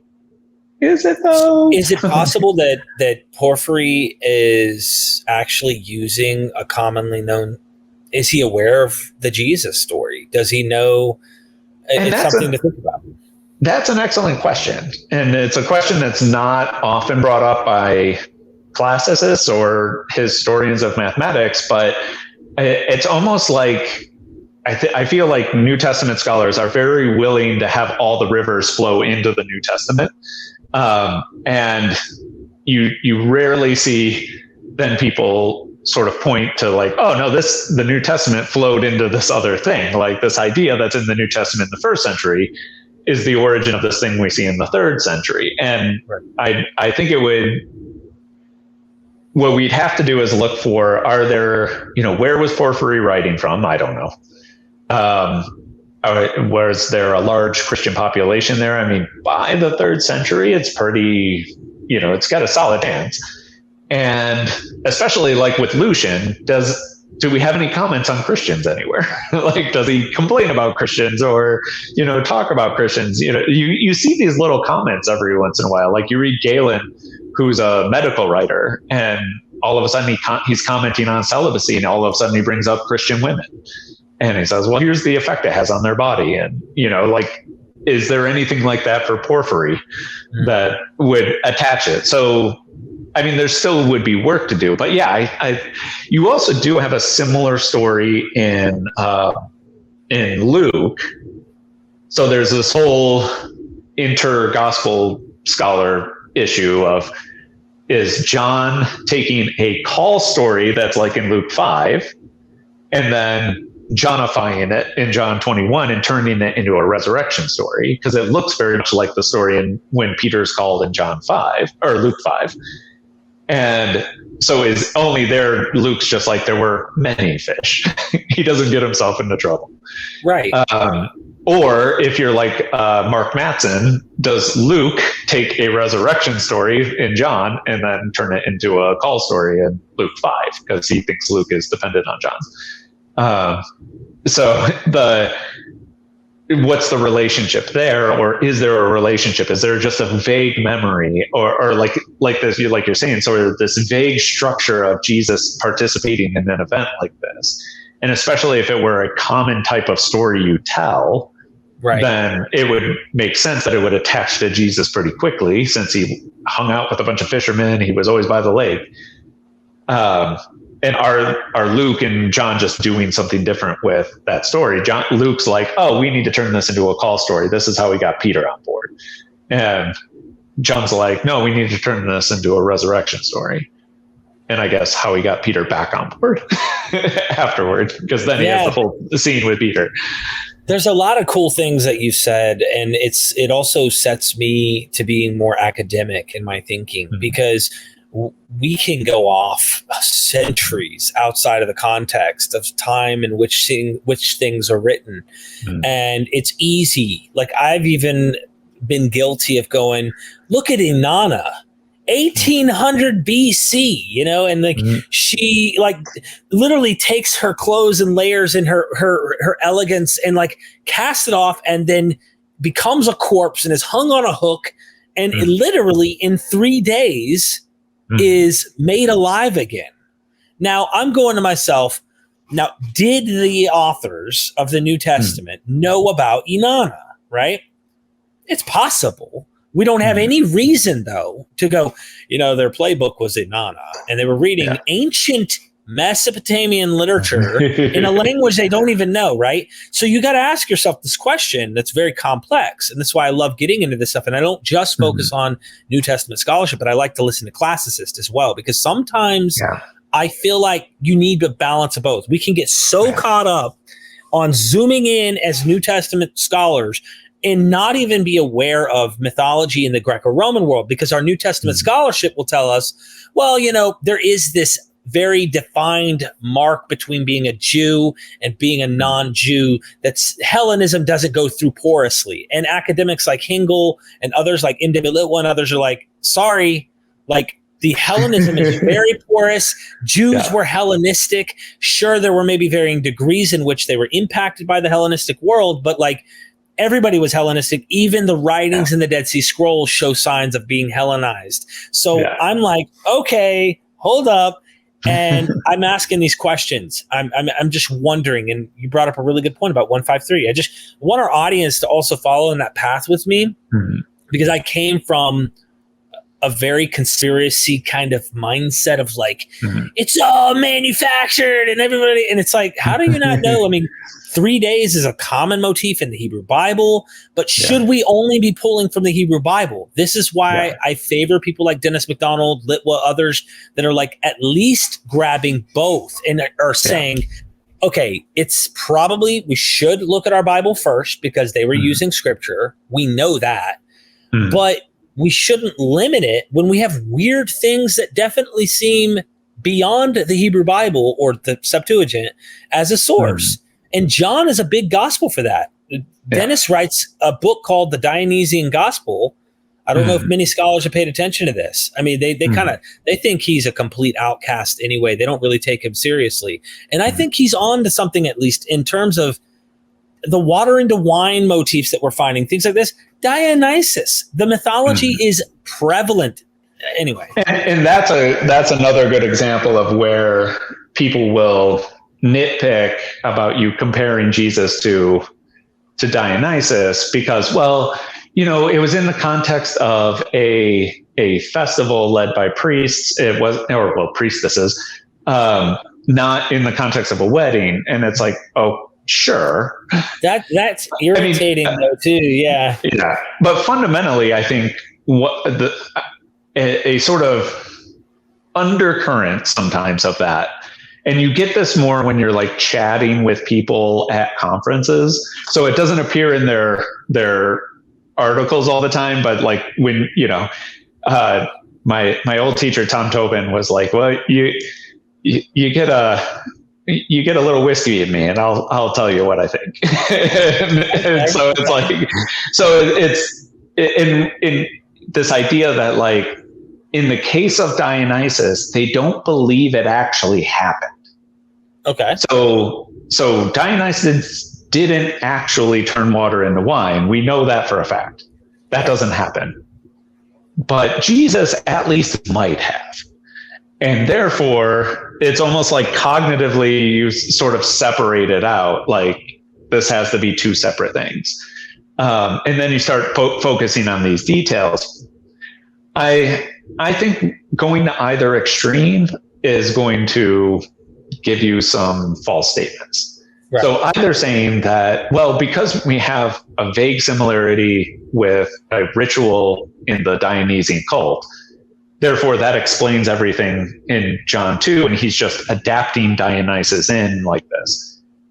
Well, I don't think the way I understood the argument from Dennis. No, I'm just saying that's one extreme. Yeah. And then the other extreme is like saying, well, no, there's no similarity whatsoever. And right. And I'm having a hard time. That's the thing. Like if I'm going to impact the culture in America, let's just say I want to convince a bunch of Trump followers to like lead away from Trump. Okay. And I want to convince them to follow my guy. Let's say my guy is something else. I'm going to co-opt. I'm sophisticated enough to co-opt. I'm going to think and utilize at least a common theme for my audience. I'm not going to come at them and go, I know you have really very little clue about all of this extremely Jewish material here that I'm going to be bringing. It's purely Jewish here. So unless you want to argue that they're so that the Septuagint has become so prominent that Gentiles have been immersed for centuries in this idea of reading the Septuagint themselves, and they're acquainted with the narrative. So culturally speaking, they are just as Jewish in a different way. They just haven't cut their peckers. I'm saying, like, it makes me wonder, like, I think about what Dennis is saying, and he goes, well, Jesus is a God, in these texts. I mean, a demigod at least. I mean, in some form, he's divinized. Yeah. And you would imagine that in the Greco-Roman world, where you're trying to like bring this as not only the Jewish fulfillment, but God above all gods, like the true one God to Gentile audience and whatnot, is that you would want him to be a better God than any of the other mystery cults, than any of the other options that are out there. And I feel like there's something to that, even if you don't follow his full genetic mimesis connection idea. You might go, I don't fully, but I can't imagine that. Well, because I think it might also be an assumption. I've heard some scholars say that like, we're not sure that all the Greeks actually believed in these gods. We have a good feeling that some actually did believe Zeus existed, or these other deities did exist. They may have actually believed that Asclepius temples actually brought healing. And Jesus needed to be a better healer in some respects. And of course, we get like later Christian traditions that are like him with a wand and all that cool stuff. I'm just throwing spaghetti at the wall to see what sticks here, but it makes sense. I mean, one thing to think about is it's written in Koine. It's written at a level of popular literature. It's not Hebrews, which is very difficult. Yeah, and it's certainly not the patristic theological writings. Like, it's popular literature. It's written at the level of like the Greek novels, and that I think is often where you have to sort of focus, because then you're writing for a popular audience. You're writing to be accessible to as many people as possible. Right. Would you have some sophisticated Stoic influenced readers who are like, well, yeah, I mean, like Dionysus doesn't actually exist. It's just an expression. It's a way of getting the masses to worship the true God. Sure. But you're also going to have a lot of people for whom Dionysus is a real object of veneration. And you have to think about, well, what are the rhetorical sort of moves that you make with that? You're not going to put off the Stoics by writing a Dionysian story about Jesus, or maybe playing up some Dionysian aspects. You're like, well, there was this incident with the wine, but I want to key into this a little more to get this audience on board. The same thing with the dying and the rising. I mean, I think of the heroes, the men who are brought up to Olympus in some way. And then even the fact that, especially because that is also parodied, it's a common enough trope that you have a story about Alexander, because his body was known, like his body didn't go missing. Right. And where he's sick and he tries to throw himself out a window into a river. And that way his attendants will come into the room and find no body and be like, oh, he must have gone up to heaven. And one of his attendants walks in while he's trying to throw him out the window and catches him and brings him back into bed. And he's like, you've just stolen godhood from me. And so it's even made fun of. Right. It's a common enough trope. So now, I mean, there's other questions that's later than the New Testament, blah, blah, blah. It's like, I think it's an early 2nd century story about Alexander. But the issue is like, yes, is the exact same thing going on with Jesus, especially within its Jewish context, and especially because it's relating to somebody that at least some of these people knew. It's not relating to somebody 300 years ago or something. Right. Sure, you have to take that into account. But there's a story structure. I think it's fair to say there's a story structure in which somebody dies and then there's an apotheosis, and we have depictions of these people in statue and things in literature where it has definite echoes. And you can almost see this, especially when you look at like museum descriptions of it. And it's like, by the way, guys, this is not Christian. Right. Because it's like, because they know their Christian audience is going to be like, oh, Jesus has wings. And it's like, no, that's not Jesus. Like, right, somebody else going up to heaven. And you kind of imagine that some of that even may have been Christianized after. So like the impact, which way is the river flowing? And I think it depends on when and where and how, like, and it's not a one-way street, I think, but I like the open-mindedness. I also, I recommend people not to be too closed off, because I think we're going to learn more as we keep going about stuff. We'll keep figuring out how this stuff works, and scholarship's trying their best to get to that. And I think using better methodologies to get to it, try and figure it out, it's always good. You made me think of, rather than going to Alexander the Great, where he tries to die and doesn't, you stole my godhood. I hear there are multiple accounts, by the way, of his death. That's just one of them. So like, this is like a comical, sophisticated elites probably sat around drinking going, people believe in this, but then there were others that were probably, maybe even convinced of Romulus. I'm not saying the elites didn't. There's probably somewhere out there where they're like, nah, but Romulus gets taken. Now, they don't know, and there's different accounts. The Senate killed him, and then there's other accounts that think this, and there's other accounts that think that. Some think his body was taken. Whether his body was taken or not doesn't matter. Whether he was killed or not doesn't matter. To me, this trope of a hero dying in some sense, or taken in some sense, in some way. Look at, Hercules, where he jumps on the pyre and boom and then after he goes to heaven, he's having babies and stuff like that. So like, he has a body of some kind. And I look at Plutarch. I think Plutarch's worth looking at to try and compare, because it's contemporaneous to Jesus. Like, this is the stuff, like I'm loving Lives of the Caesars with Suetonius, the birth portents, things like that. And I want to look using that, like, what was this little window of time about? I think focusing on the Caesars is important because of the Gospels, the cults there. All of that stuff is a good thing. And taking away what you're describing today from the 153, and we made this bigger than the 153 at the end here. But the point of this whole thing, I feel, and correct me if I'm wrong, is that it may sound good, it may look good, but like, pick that thing apart and get other minds and thoughts and say, how is this wrong? Tell me how this is wrong. Get the minds to do it, because numbers can really trick you. Words can trick you. Themes can trick us. And like, how do we know with our methodology that we're not practicing parallelomania or parallelophobia? What the heck do we do? Yeah. And I when I talk with my students, it's like, we always say, you have to think critically. And it occurred to me once, like, we never tell them what that means.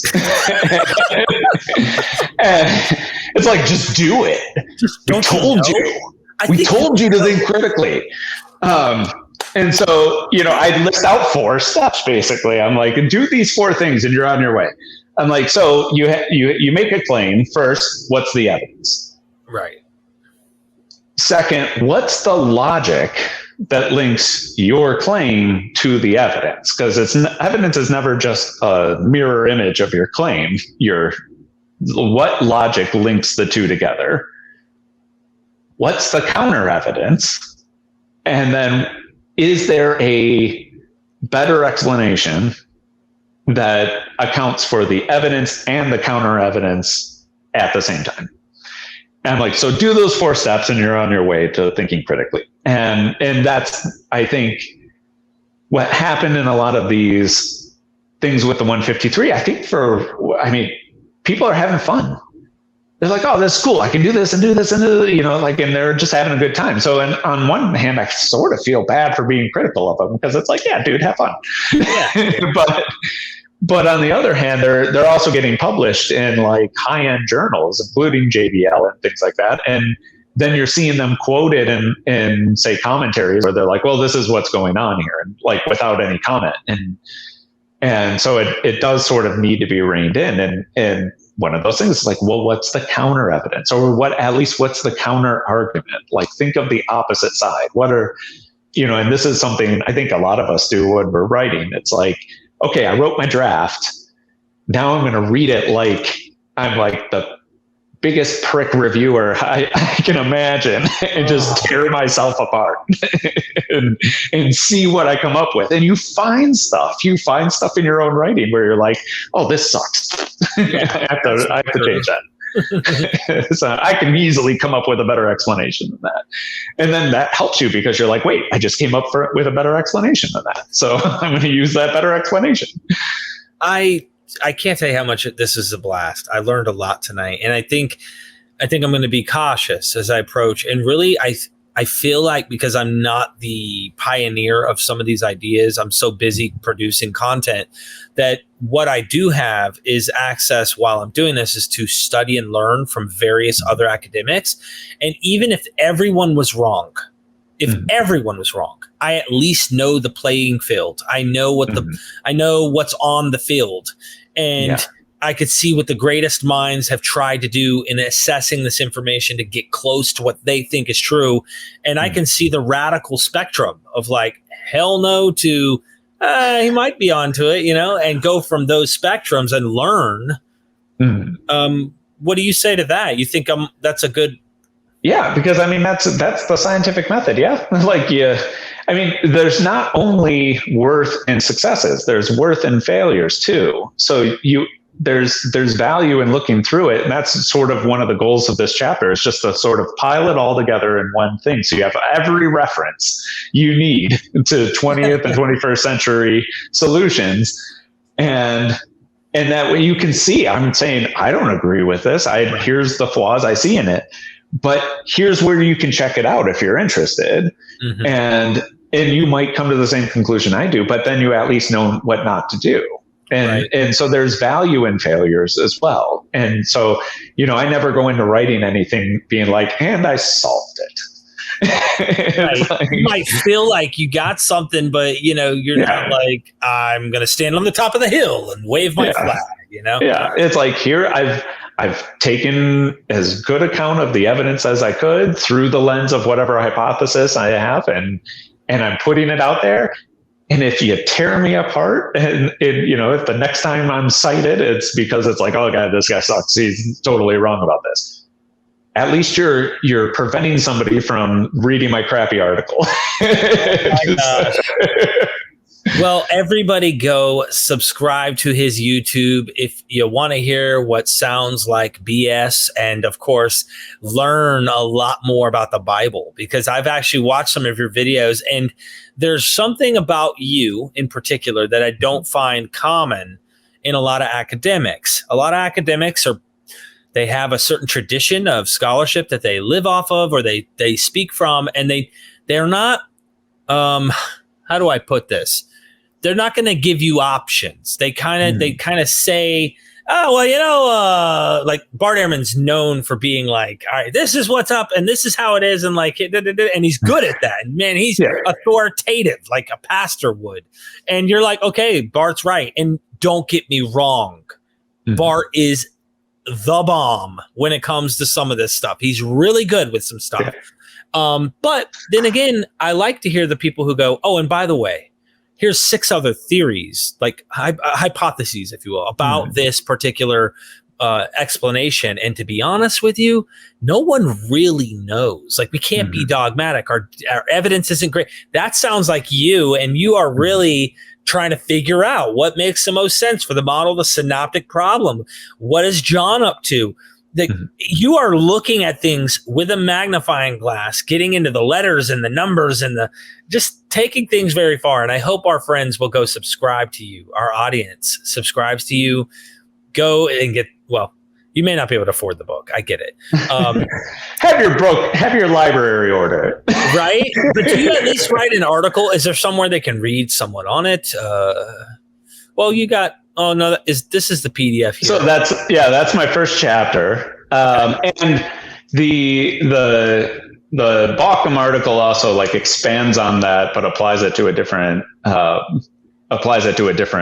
sort of question. Okay, so expands on that methodology. But does Bauckham argue that the Gospels are eyewitness testimonies? Like they're all like. It sounded more like an apology. Either eyewitness or people close to them. So John was written by an eyewitness.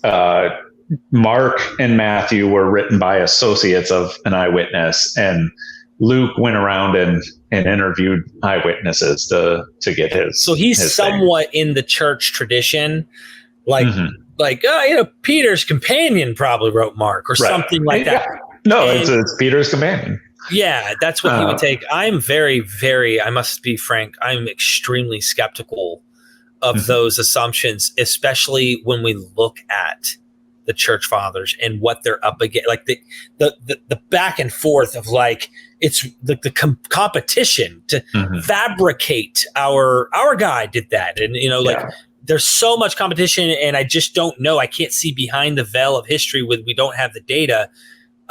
There's a lot of problems. The first person I think that quotes or mentions John was a Gnostic. What the heck is this? A Gnostic is the first. They dug John. Yeah. And I'm not saying John was a Gnostic. I'm just making the point, I don't know what the heck. I really don't know the answers here. There's so many interesting things to think about. But please, let's do this again. And awesome. Is there anything else I go to this academia? Is there any final words you'd like to say to our audience? Well, I hope I didn't bore you to death with my math and my numbers. I know, math is not the most exciting thing, but hey, at least we didn't do any of my quantitative analysis. But which I do. I have a few. That's my contribution to the synoptic problem is quantitative analysis, statistical analysis of some of the quantitative claims that people make, but then don't check. But yeah, I think the history of mathematics is there. It's its own cultural manifestation, and in part, it's us math teachers who have misguided a lot of people because of our rhetoric. We present it as well. Once the system has been developed, these things have always been true. Sure, but somebody had to discover them, and there's a history there. So understanding that there's this sort of other cultural influence and appreciating what their education was. I loved learning about their little calculi, and that's what calculus comes from. And calculate, that's you're using little pebbles to calculate things. That they didn't have a system of math. If you can do your times table, you can kick the ass of any ancient Greek pretty much. They focused so much more on geometry that the arithmetic was next level for them. So it's its own little history, and I'm glad I got the opportunity to sort of incorporate it with my biblical scholarship. I think it's going to be useful as we continue forward, at least putting in some ideas and weighing options and thinking about them. It may not ever give us the answers, but it can maybe help us guide us as an instrument to find out, are we on the right track? Does this make sense? And anyway, I really appreciate you. Please go in the description.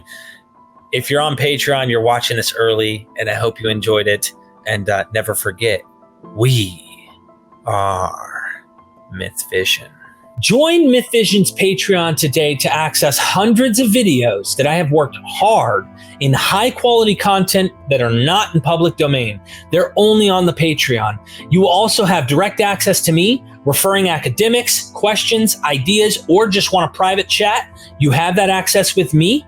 Also, I'm trying to do more traveling to educate people from more academics and expand what kind of material I do produce on MythVision.